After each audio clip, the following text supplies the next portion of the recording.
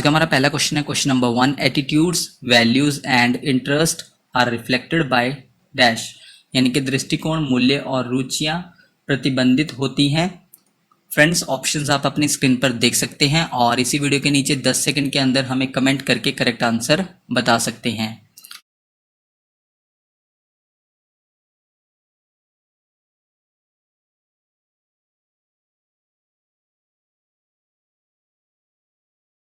Attitudes values और interest ये reflected होते हैं किसके द्वारा? ऑप्शन बी अफेक्टिव डोमेन द्वारा, यानी कि दृष्टिकोण, मूल्य और रुचियां प्रतिबिंबित होती हैं अफेक्टिव डोमेन द्वारा। Second question is which one of the following types of evaluation assesses the learning progress to provide continuous feedback to both teachers and students during instruction, यानी कि निम्नलिखित में से किस प्रकार का मूल्यांकन शिक्षा के दौरान शिक्षण प्रगति का निर्देश देता है ताकि निर्देश के दौरान शिक्षकों और छात्रों दोनों को निरंतर प्रतिक्रिया मिल सके।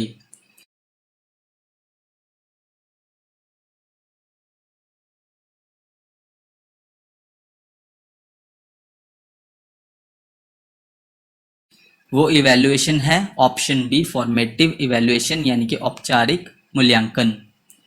नेक्स्ट क्वेश्चन है question number 3। Which one of the following is a primary task of a teacher, यानी कि निम्नलिखित में से कौन एक शिक्षक का प्राथमिक कार्य है?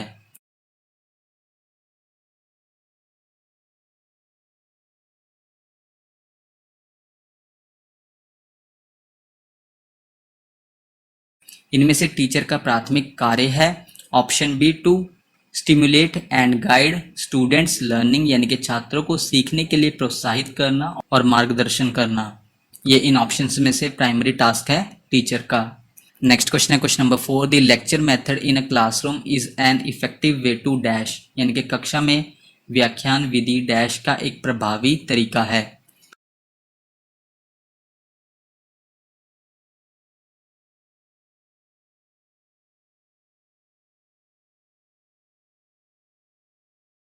कक्षा में व्याख्यान विधि option A introduce new concept, यानी कि नई अवधारणाओं का परिचय करने का एक प्रभावी तरीका है।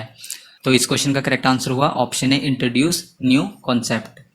क्वेश्चन नंबर 5 है the most significant approach of evaluation is dash, यानी कि मूल्यांकन का सबसे महत्वपूर्ण तरीका डैश है।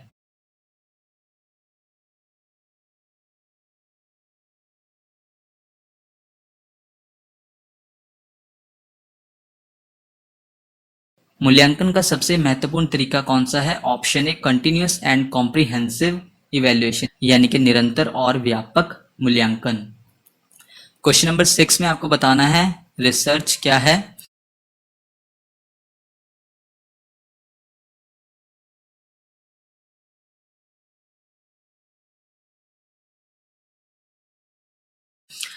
यह है option C working in a scientific way to search for truth of any problem, यानी कि किसी समस्या की सत्यता की खोज के लिए वैज्ञानिक तरीके से कार्य करना।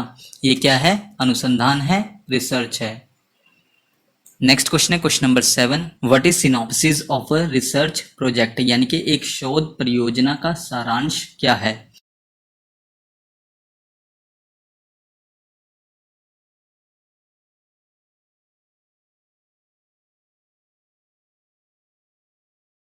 वो है option see it is the summary of the findings of the research, यानी कि यह शोध के निष्कर्षों का सारांश है। क्या?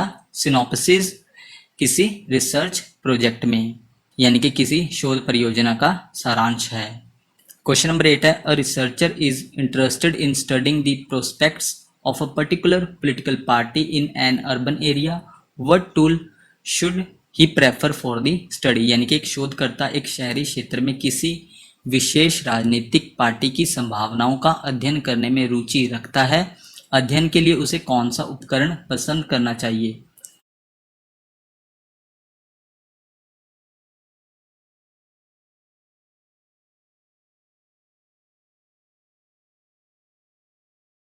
वो टूल है ऑप्शन सी क्वेश्चनेयर, यानी कि प्रश्नावली।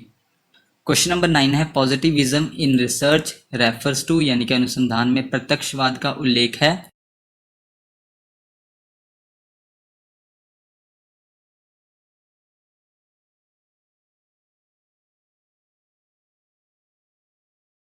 वो है ऑप्शन डी साइंटिफिक फोकस यानी कि वैज्ञानिक ध्यान। क्वेश्चन नंबर 10 है in which of the following target related specifications will be considered necessary, यानी कि निम्नलिखित में से किस में लक्ष्य संबंधी विशिष्टताओं को आवश्यक माना जाएगा।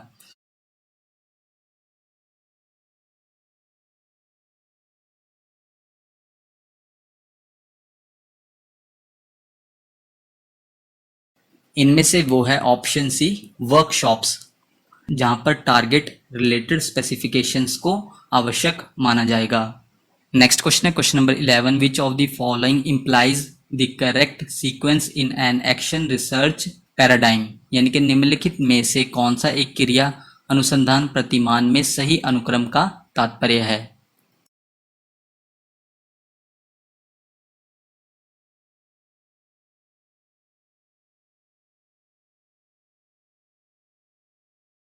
इनमें से करेक्ट सीक्वेंस है किसमें, एक्शन रिसर्च पैराडाइम में, वो है option A plan act observe and reflect, यानी कि योजना कार्य निरीक्षण और प्रतिबिंबित। क्वेश्चन नंबर 12 है a communication process can be considered complete when, यानी कि एक संचार प्रक्रिया को पूर्ण माना जा सकता है जब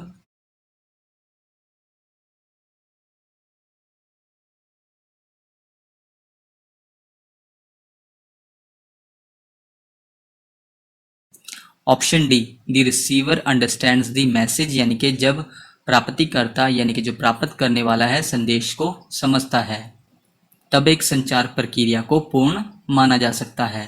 क्वेश्चन नंबर 13 है the summative evaluation is used,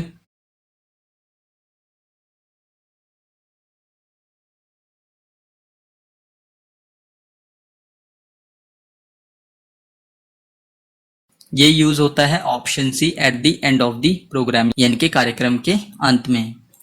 question number 14 है which of the following is a good method of teaching, यानी कि निम्नलिखित में से कौन सा शिक्षण का एक अच्छा तरीका है।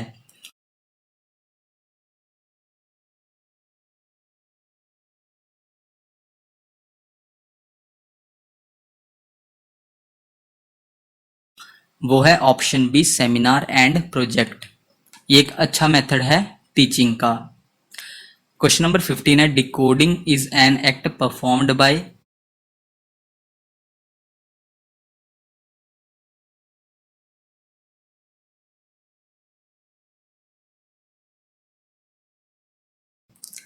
ये एक्ट परफॉर्म किया जाता है ऑप्शन बी रिसीवर द्वारा, यानी कि प्राप्तकर्ता द्वारा। कौन सा, डिकोडिंग। क्वेश्चन नंबर 16 में आपको बताना है स्वयं का फुल फॉर्म क्या है।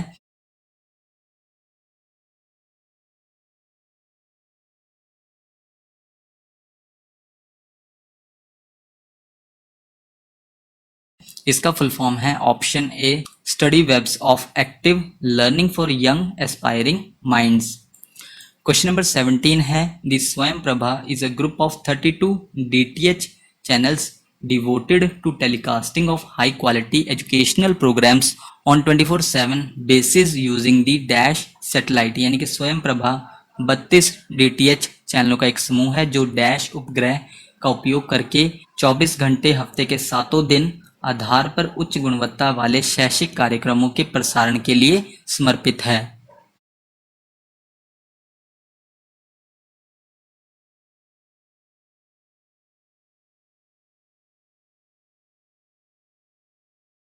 वो सैटेलाइट है ऑप्शन सी GSAT-15।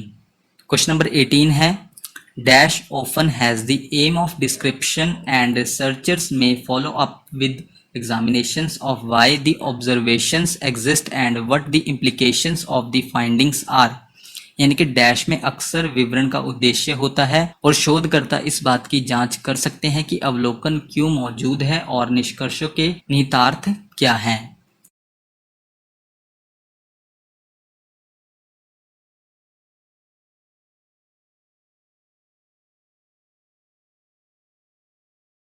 वो रिसर्च है ऑप्शन ए क्वालिटेटिव रिसर्च, यानी कि गुणात्मक शोध। क्वेश्चन नंबर 19 है which piece of the computer hardware is known as the brain of the computer and is responsible for processing instructions, यानी कि कंप्यूटर हार्डवेयर का कौन सा टुकड़ा कंप्यूटर के मस्तिष्क के रूप में जाना जाता है और प्रसंस्करण निर्देशों के लिए जिम्मेदार है।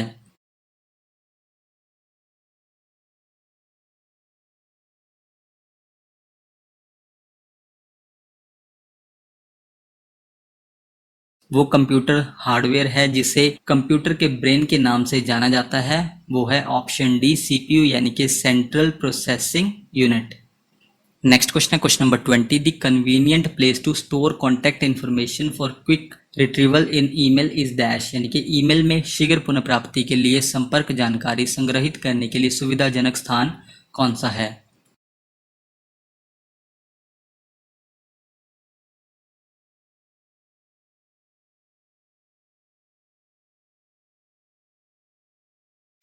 वो प्लेस है option C address book. Question number 21 है when you are working on a document on a PC where is the document temporarily stored, यानी कि जब आप एक पीसी पर दस्तावेज पर काम कर रहे होते हैं तो दस्तावेज को अस्थायी रूप से कहाँ संग्रहित किया जाता है।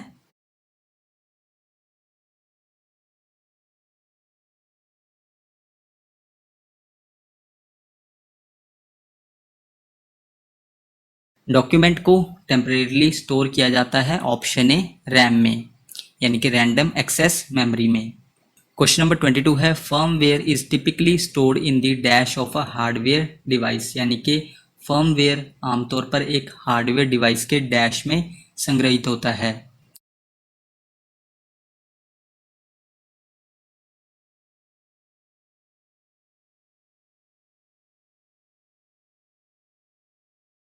ये स्टोर होता है ऑप्शन सी फ्लैश रोम में, यानी कि रीड ओनली मेमोरी में। नेक्स्ट क्वेश्चन है क्वेश्चन नंबर 23 में आपको बताना है कीबोर्ड को किसने इन्वेंट किया।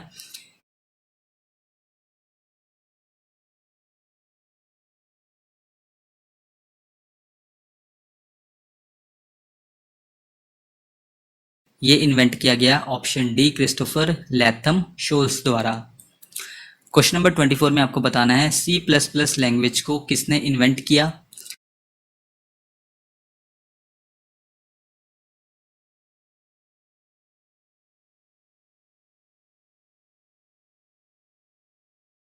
सी प्लस प्लस लैंग्वेज को इन्वेंट किया गया ऑप्शन सी बिजारने स्ट्रूस्ट्रप द्वारा। क्वेश्चन नंबर 25 है all formula in Excel start with, यानी कि सभी फॉर्मूला एक्सेल में स्टार्ट किससे होते हैं।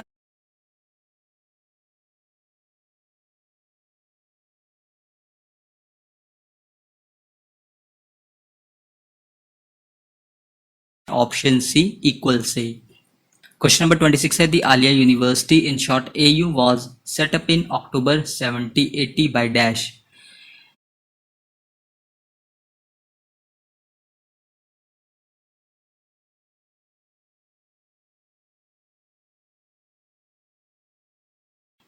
आलिया यूनिवर्सिटी को सेटअप किया गया था ऑप्शन डी वॉरेन हेस्टिंग्स द्वारा, कब, अक्टूबर 1780 में।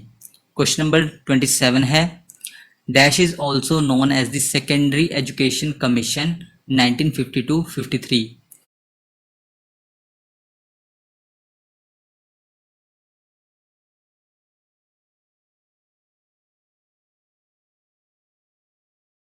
सेकेंडरी एजुकेशन कमीशन 1952-53 इसे जाना जाता है ऑप्शन डी मुदलियर कमीशन के नाम से, यानी कि मुदलियर आयोग के नाम से भी इसे जाना जाता है।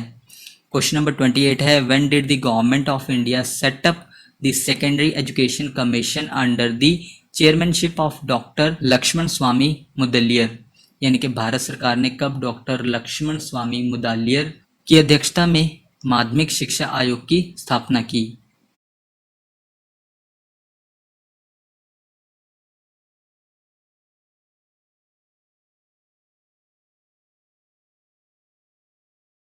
सेकेंडरी एजुकेशन कमीशन की स्थापना की गई ऑप्शन सी 23 सितंबर 1952 को, और सेकेंडरी एजुकेशन कमीशन इसकी चेयरमैनशिप किसके अंडर की गई थी, डॉक्टर लक्ष्मी स्वामी मुदलियर के अंडर। क्वेश्चन नंबर 29 है which commission debated the pros and cons of the introduction of degree courses in mechanical and electrical engineering, यानी कि किस आयोग ने मैकेनिकल और इलेक्ट्रिकल इंजीनियरिंग में डिग्री पाठ्यक्रमों की शुरुआत के पेशेवरों और विपक्षों पर बहस की।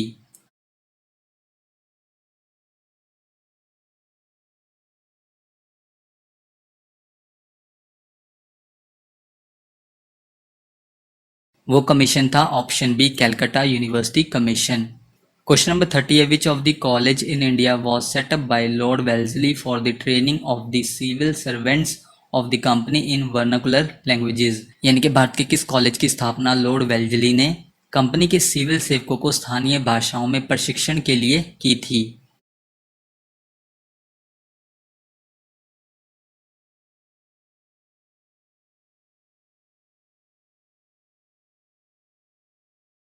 वो कॉलेज था option C Fort William College. इसकी स्थापना की गई थी लॉर्ड वेल्जली द्वारा। क्वेश्चन नंबर 31 है which of the following college in England was established to impart training to civil servants, यानी कि इंग्लैंड में निम्नलिखित में से किस कॉलेज की स्थापना सिविल सेवकों को प्रशिक्षण देने के लिए की गई थी।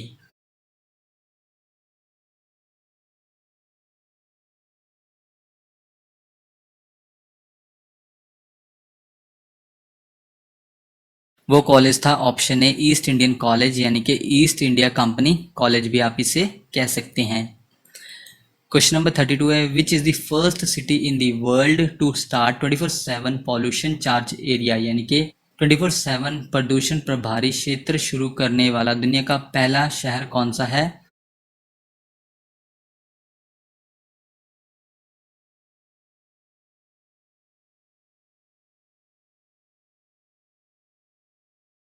वो सिटी है ऑप्शन ए लंदन। इसने स्टार्ट किया है 24/7 ultra low emission zone, in short ULEZ। Question number 33 है in large parts of eastern India the ground water is contaminated bye dash, यानी कि पूर्वी भारत के बड़े हिस्से में भूजल किसके द्वारा दूषित है।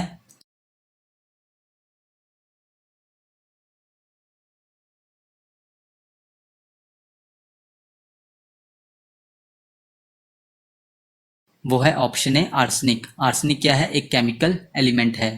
और फ्रेंड्स आर्सेनिक टॉपिक के बारे में हम एक सेपरेट वीडियो भी अपलोड कर चुके हैं चैनल पर, आप वो वीडियो भी देख सकते हैं। क्वेश्चन नंबर 34 है what are the basic requirements of teaching, यानी कि शिक्षण की बुनियादी आवश्यकताएं क्या हैं।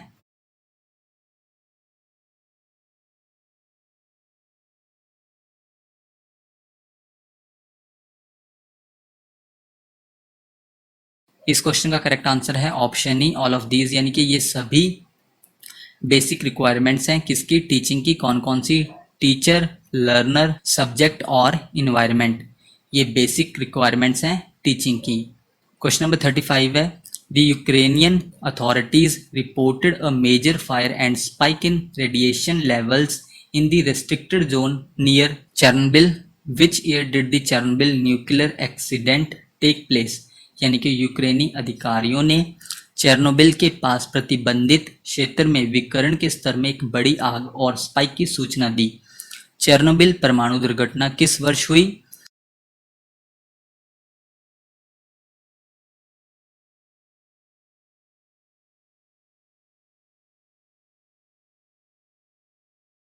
ये हुई थी ऑप्शन बी 1986 में। Question number 36 what are the characteristics of a good teaching, यानी कि अच्छे शिक्षण के लक्षण क्या हैं। नंबर 1 पर है ट्रेनिंग ऑफ द एजुकेशन, यानी कि शिक्षा का प्रशिक्षण। नंबर 2 है प्रोफेशनल एक्टिविटी, यानी कि व्यावसायिक गतिविधि। नंबर 3 है गिविंग गाइडेंस, यानी कि मार्गदर्शन देते हुए। कोड आप अपनी स्क्रीन पर फ्रेंड्स देख सकते हैं और 10 सेकंड के अंदर करेक्ट कोड आंसर कर सकते हैं कमेंट करके।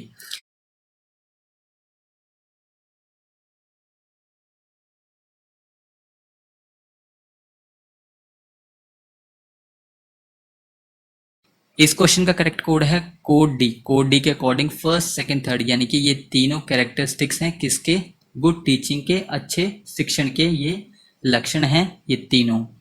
क्वेश्चन नंबर 37 है dash is a push protocol and is used to send the mail, whereas POP post office protocol और IMAP internet message access protocol are used to retrieve those mails at the receiver's side, यानी कि dash एक push protocol है और इसका उपयोग mail भेजने के लिए किया जाता है, जबकि POP पोस्ट ऑफिस प्रोटोकॉल या IMAP यानी कि इंटरनेट संदेश एक्सेस प्रोटोकॉल का उपयोग रिसीवर के पक्ष में उन मेलों को पुनः प्राप्त करने के लिए किया जाता है।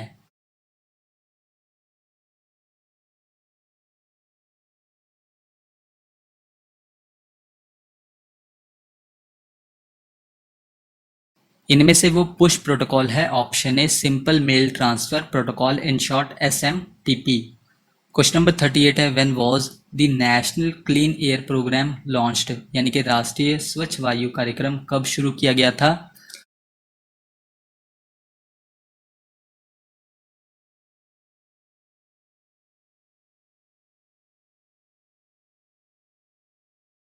ये शुरू किया गया था 2019 में। क्वेश्चन नंबर 39 है contribution of various greenhouse gases to total global warming in decreasing order, यानी कि घटते क्रम में कुल ग्लोबल वार्मिंग में विभिन्न ग्रीन हाउस गैसों का योगदान आपको बताना है।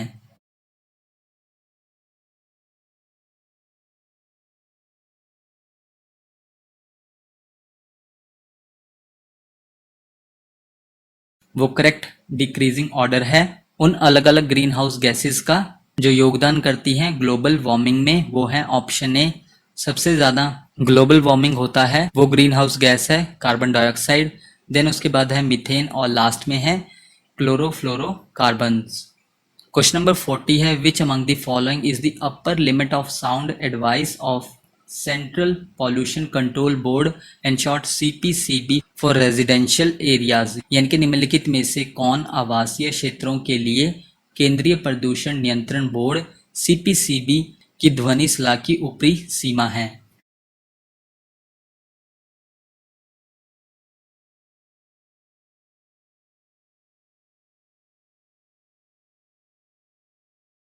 सेंट्रल पॉल्यूशन कंट्रोल बोर्ड के अकॉर्डिंग अपर लिमिट है साउंड की option A 55 decibels residential areas के लिए, जहां पर रेजिडेंशियल एरियाज के लिए 55 डेसिबल्स दिन के लिए है और रात के लिए 45 डेसिबल्स है।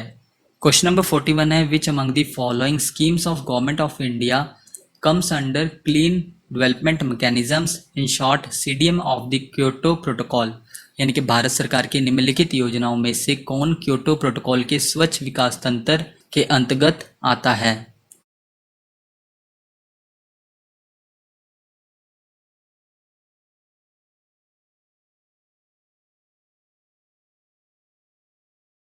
इनमें से वो स्कीम है ऑप्शन बी बचत लैंप योजना। ये गवर्नमेंट ऑफ इंडिया की स्कीम है जो किसके अंडर है, क्योटो प्रोटोकॉल के क्लीन डेवलपमेंट मैकेनिज्म के।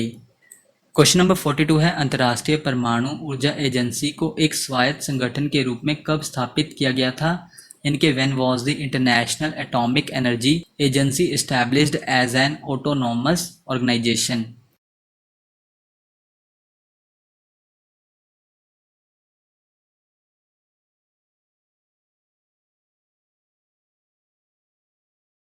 इंटरनेशनल एटॉमिक एनर्जी एजेंसी को एक ऑटोनोमस ऑर्गेनाइजेशन के रूप में स्थापित किया गया था ऑप्शन डी 29 जुलाई 1957 को।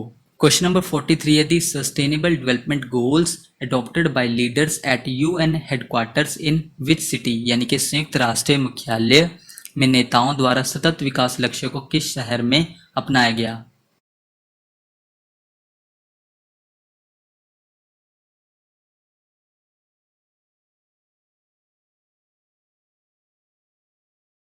वो सिटी है ऑप्शन डी न्यूयॉर्क।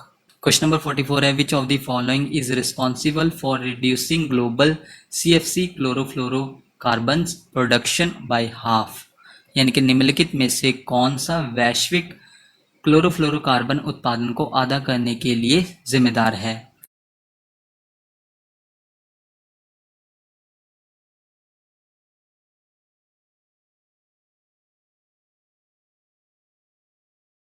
वो है option B Montreal protocol.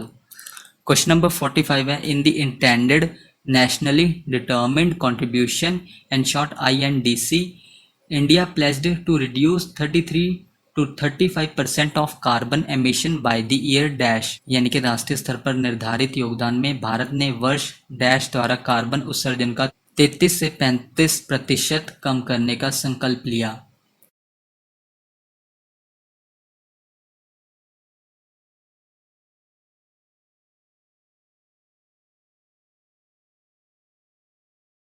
Bharat ने वर्ष 2030 तक कार्बन उत्सर्जन का 33 से 35% कम करने का संकल्प लिया। किसमें, इंटेंडेड नेशनली डिटर्मिन्ड कंट्रीब्यूशन में। क्वेश्चन नंबर 46 है मॉन्ट्रियल प्रोटोकॉल के बारे में। Climate projections indicate that the ozone layer will return to 1980 levels between dash and 2070। यानी कि मॉन्ट्रियल प्रोटोकॉल में जलवायु अनुमानों से संकेत मिलता है कि ओजोन परत डैश और 2070 के बीच 1980 के स्तर पर वापस आ जाएगी।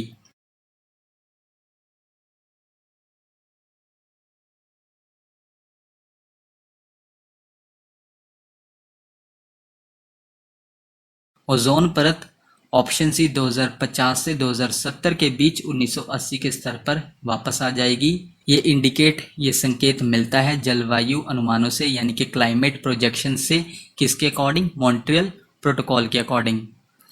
क्वेश्चन नंबर 47 है in which one of the following states is Pankhui wildlife sanctuary located. यानी कि निम्नलिखित में से किस राज्य में पंखुई वन्यजीव अभयारण्य स्थित है?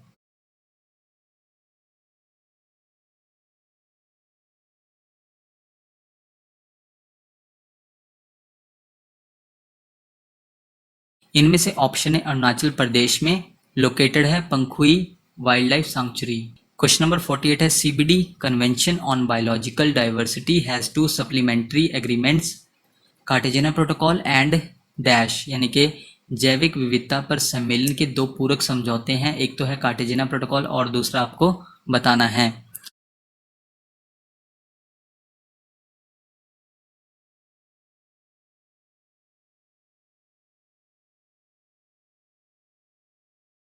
दूसरा समझौता है option C Nagoya protocol. Question number 49 है momentum for change climate neutral now is an initiative launched by dash. यानी कि momentum for change climate neutral now dash द्वारा शुरू की गई एक पहल है।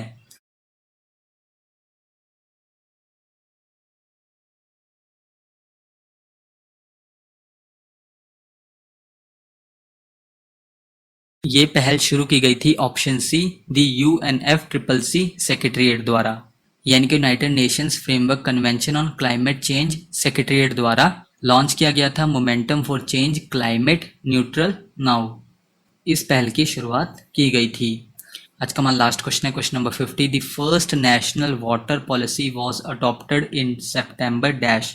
यानी कि पहली राष्ट्रीय जल नीति सितंबर डैश में अपनाई गई थी।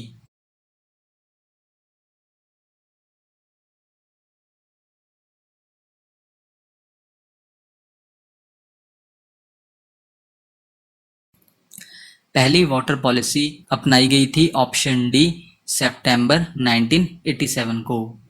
तो फ्रेंड्स ये थी हमारी आज की वीडियो। आप हमें इसी वीडियो के नीचे कमेंट करके बता सकते हैं कि आपने टोटल क्वेश्चंस यानी कि 50 क्वेश्चंस में से कितने क्वेश्चंस को करेक्ट मार्क किया। नेक्स्ट वीडियो आपको जल्दी चैनल पर मिल जाएगी। So thank you friends for watching this video.